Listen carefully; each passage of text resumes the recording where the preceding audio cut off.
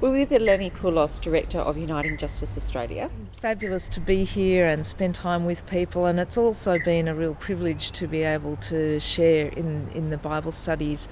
What we've been looking at over the last 2 days is work based on the Assembly Statement and economy of life. We've been trying to break some of that statement open to talk about what is the situation in our world, how are these connected, and particularly looking at where does our economic system fit. The Bible is full of stories that are about economics. So one of the things that we've done in the Bible studies is to look at some of these stories. And what you see in these stories is you see a different way of thinking economically about the distribution of goods, and the main message in all of those, I think, is that God's provision of life is abundant, but it requires certain values to be put into practice, and those values are around generosity and hospitality, love and justice.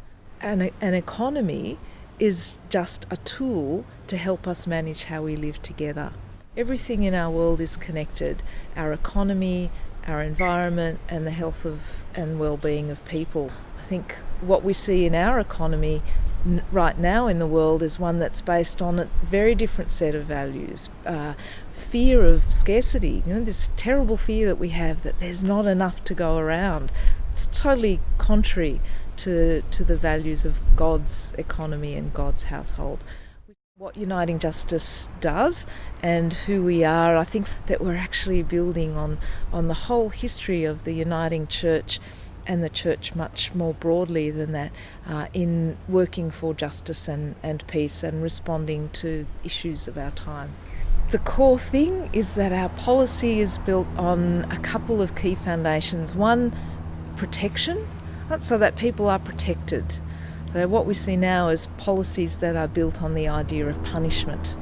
So success would be policies built on protection, policies that display compassion and care to people most in need, and policies that see us upholding our international human rights obligations and working as a leader in the region to ensure that people are protected.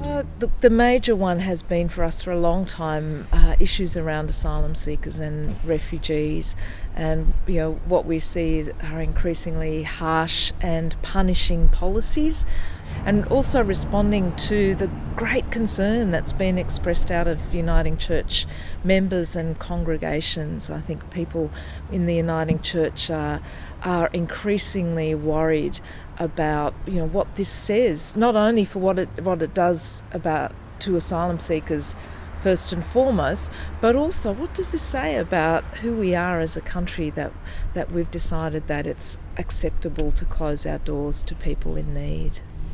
Thank you for your time, Elenie. Thanks, Maggie.